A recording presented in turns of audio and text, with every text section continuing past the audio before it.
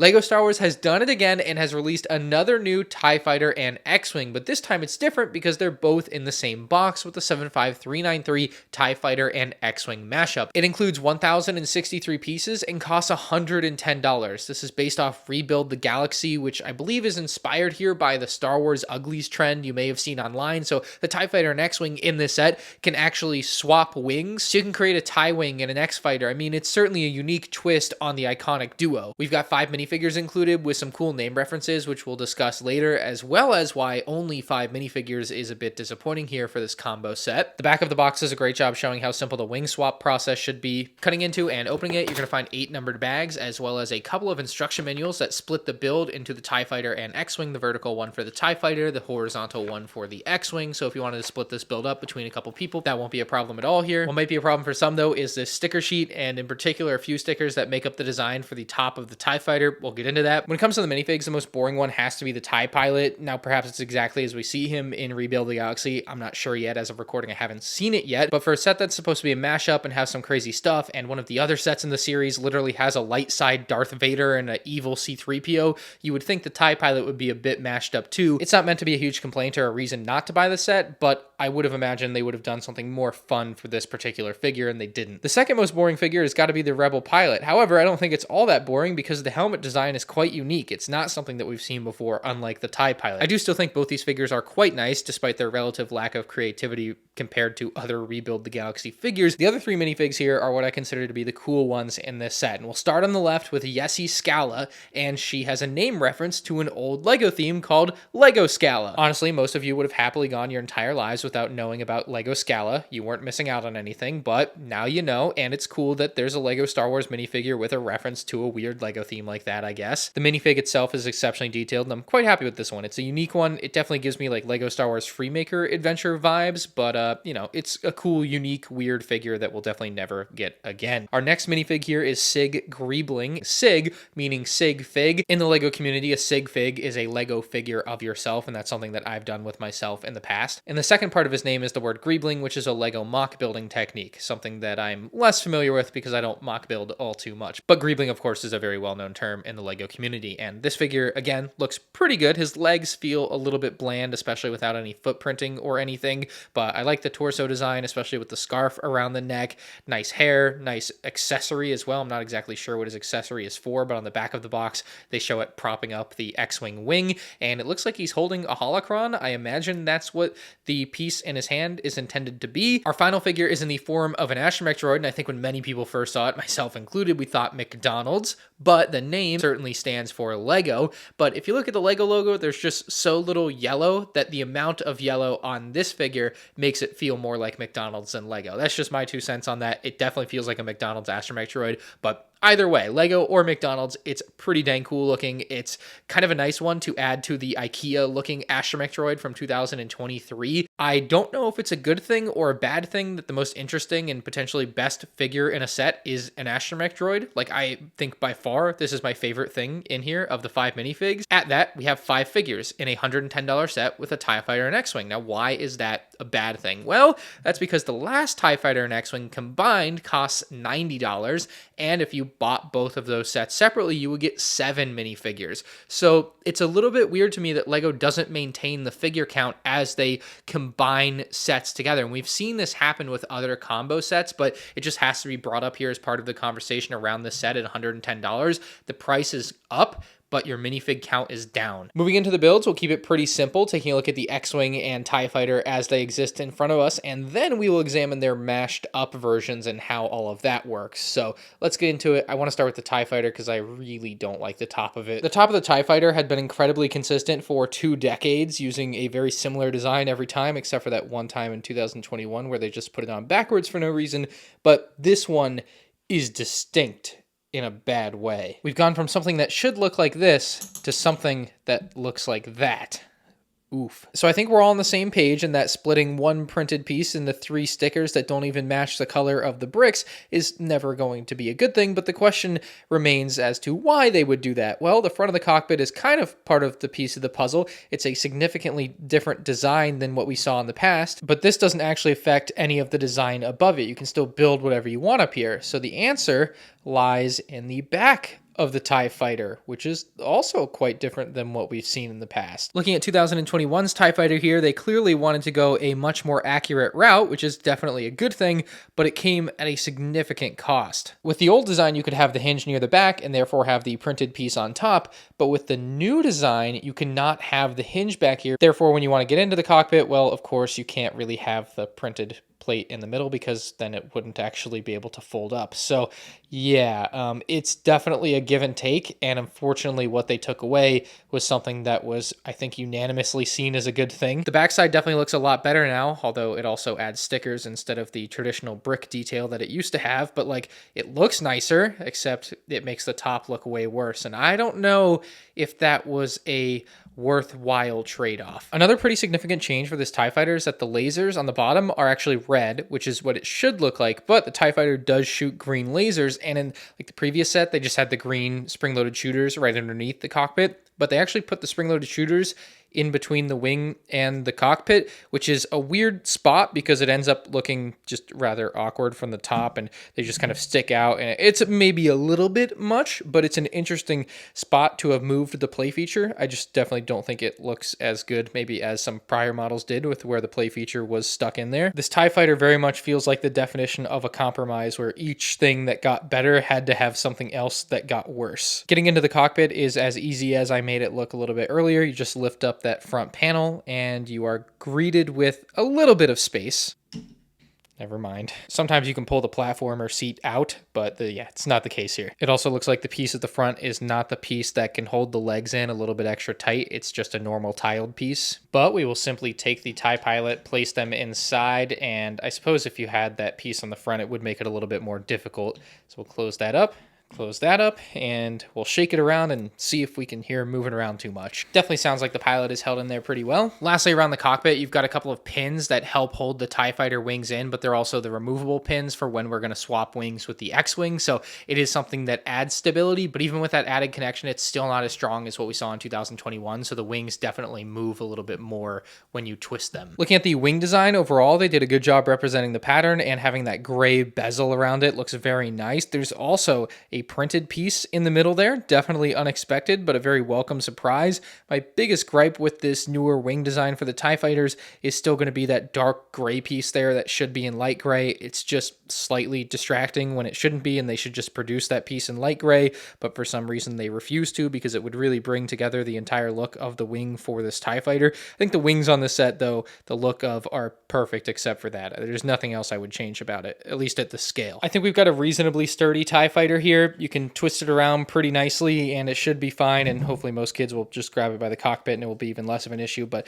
it can theoretically like break apart through some harder play, but through normal use it's going to be perfectly fine. Final word on the TIE Fighter portion of this review. If you were thinking of buying this set because you want a TIE Fighter and you don't have one, don't do that. There's better TIE Fighters out there. I think the 2021 version is better outside of the cockpit design. I think that actually is significantly better on the new model, but then again, give and take, there's just other portions of the set that are worse looking. So I don't think it's worth buying if you just want the TIE Fighter, but again, there's more to this set than just the TIE Fighter. Moving on to the X-Wing, I've got it next to the 2021 version, and while I think I prefer that 2021 version, I'm not going to go as in-depth comparing the differences as I did with the TIE Fighters. I just think overall it's a bit of a sleeker look for 2021, but yeah, let's dive in deeper on 2024's Rebuild the Galaxy X-Wing. So the front end of this model is a little bit thicker than the last one, and I think it looks quite nice here. It definitely feels very sturdy for when you go to pick up the set. It doesn't feel like it's going to snap off at all. Not that that was necessarily the case on the old one, but it definitely had some more loose parts. It's actually pretty crazy how different they look on camera. These are both supposed to be dark red, I think, but because of the texture on these pieces here,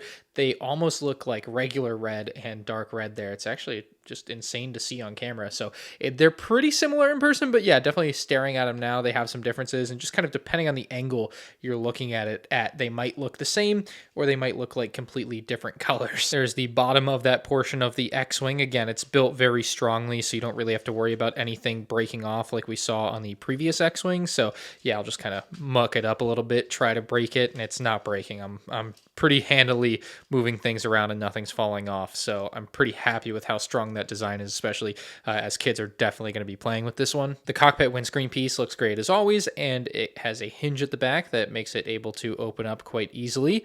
Now you're going to have space to place your pilot. Now you might just barely be able to make it out in there, but it does have the piece that gives the extra friction between the legs. So he'll just have a little bit of extra friction holding him in, but we can close that up and the pilot looks very nice in there. It's certainly a bit of a tight cockpit though, as we start to see him lean further and further back and he's less in a normal seating position. So maybe that's a downside to this newer model, but I still think it looks good. Behind there, we'll of course have space for our McDonald's astromech droid attaching to a couple of studs very easily. Easy to attach, just as easy to remove, but when attached should be just fine during the course of play. The greebling on the rest of the top of the X-Wing looks nice, and if you look to the back, you'll see a small sticker that adds even more detail. It looks very good. This piece here can actually flip up, but yeah, you can just see some red inside of there. I don't know if that's something that's going to be specific to Rebuild the Galaxy or something, but yeah, just something fun in there regardless if it's not anything specific. I think the look for the engines on this X-Wing are definitely a highlight to its design. They're just clean, simple, and look very good. Not quite sure if I feel exactly the same about the intake, but it's definitely simple. On the old one, they had like stickers and everything. There were more details, but I don't think this is necessarily meant to be like specifically Luke or another person's X-Wing. Maybe it's this pilot's X-Wing, I don't know, from the show, but yeah, no extra detail there. Now there's a little something on the actual wing, but again, it's kind of one design stuck on two stickers, so you end up with a split and you have to be careful to line it up. Same deal on the other side of the X-Wing. You just got to be really careful to line it up, and mine's close to perfect, but it's certainly not perfect. Makes you wish it was one big part that was printed. This is the piece that they used in the exact same spot on the old X-Wing. You can see that part count inflation there. One part, now 3 parts doing the exact same job of one part. So just interesting there. Wonder what's going on. Moving on though, the laser cannons look very good. Strong design that shouldn't just snap off if you like run into them while playing around with it. And then we have the spring-loaded shooters underneath the wing of the X-Wing there. You can just push up on it, it'll shoot off. Same deal on the other side of the X-Wing. Just push up on it because it's actually upside down. But yeah, there we go. It doesn't take away too much from the design. It's certainly not as distracting, I think, as the spring-loaded shooters on the TIE Fighter. Now when it comes to opening up the wings on the 2021 X-Wing, there's a pretty simple design where you just push down on a piece and they open right up. It's not the same on this new X-Wing. It's actually a much more old style type of build where you literally just manually, one by one, open them up and put them into attack position. And I don't think it's necessarily bad, but it's definitely not as fancy or as easy or as cool as the 2021 X-Wing and some of the other prior X-Wings where they had like a cool mechanism that allowed you to open and close the wings. So this one is very much a manual process with just one by one. And the reason why obviously is because you have to have the ability to take all of these wings off to put them onto the TIE Fighter. And so if you had a mechanism that was running between the wings and through the middle, well, that feature probably wouldn't end up working. So I can see why it was omitted here, but it definitely gives a more classic vibe for the design. More like a 1999 set. The one thing I gotta say I actually detest on this X-Wing though, like the rest of it looks fine enough and nice and is very, very passable. The landing gear on this is the most rigid landing gear I've ever seen on a LEGO Star Wars set. And then the two at the back are just like backwards. It's super, super awkward looking. I have no idea why. It just looks bad. Maybe it has something to do with how the sets combine, and we'll see that in a minute. But like, for the X-Wing, as an X-Wing, this landing gear does not help this set look better. It's just some of the most awkward landing gear I've ever seen on a LEGO Star Wars set. And hey, there are the pins that we also saw on the TIE Fighter. So the last thing I'll say about this X-Wing is effectively what I said about the TIE Fighter. Don't buy this set if you're looking for a nice looking X-Wing to put on display. There are other X-Wings that LEGO's released in the past that are just better for that. This one is not that X-Wing. So I don't recommend this set for the TIE Fighter and X-Wing as a TIE Fighter and X-Wing for any type of collector, but as a playset, the set's about to get real interesting. So I'm going to demonstrate the wing swapping that these sets can do. As shown earlier, there are these pins underneath the wings for both sets, and you can't remove them without having removed the pins first. So the pins come right out of the bottom, 1 and 2. Now the wings will actually still stay attached on the TIE Fighter here, and you still have to pull them out because there's still one Technic pin holding it in, but you can pull that out. You can pull off the other wing like that, and you're left with the cockpit and a couple of wings there. So same deal for the X-Wing here. We'll just go to the pins on the bottom. We want to remove both of those. Again, the wings don't just fall out because they still have a Technic piece holding them in, but you pull this whole thing out from the X-Wing there. Pull that out like that, and the spring-loaded shooters are firing off. Let's just take that out. It's just in the way. Now I've got a big jumbled mess. We'll take our TIE Fighter wing and stick it into the side of the X-Wing. Zoom in real close on this one so you can see exactly how it works, although it's really straightforward. Just place it in and push it in, and there goes another spring-loaded shooter. Now once your transplant donor wings are on, you just have to take the pin and put it back in the bottom of the ship so that it actually holds the wings on properly. Look how useless that X-Wing landing gear is now. It doesn't even touch the bottom. I wonder if we push it down, it will touch the bottom. Nope, still useless. So yeah, that's kind of funny, but it obviously holds up just fine. It doesn't actually need the landing gear. It just looks kind of funny if you accidentally leave it down. Now we got to give the TIE Fighter its X-Wing wings. Pretty straightforward, easy to do. And then we will pin it in at the bottom. I think I'm starting to get why the landing gear is so awkward and backwards on the X-Wing.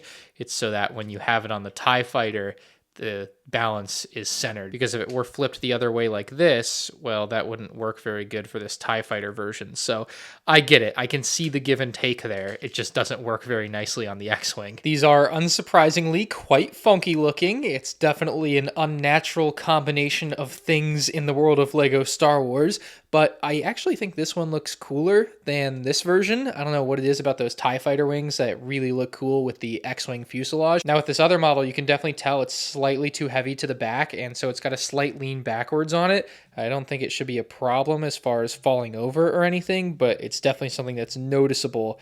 It's certainly not straight vertical like you might expect it to be, kind of like the other version is. Like this one's just fine. It doesn't bend in any direction unless you push it that way. This one naturally bends backwards, which definitely feels awkward. This is a very cool play feature, but also a very weird gimmick to me at the same time. Like it definitely doesn't feel like it sells me on this set. It certainly sets it apart from previous TIE Fighters and X-Wings, and I'll give it that, an A for creativity. So I think I've shown you everything this set has to offer, the good, the bad, and the ugly, but if I had to trim all the fat off this review at its core, I think this is a great set for young kids, but it's not for me. And that's ultimately where I land on it, and where I think a lot of other collectors that are in my headspace would land on a set like this. I also think of the 3 Rebuild the Galaxy sets, if I didn't buy every set to review on the channel or wasn't a completionist collector, I would absolutely pass on this set. There's very little about this set that I would want other than maybe the McDonald's Astromech droid. Also, this set just costs too much at $110, so I'm going to give it an 8 out of 10. Let me know what you think about it in the comments section below, and you can check out my other LEGO Star Wars 2024 set reviews on the end screen now.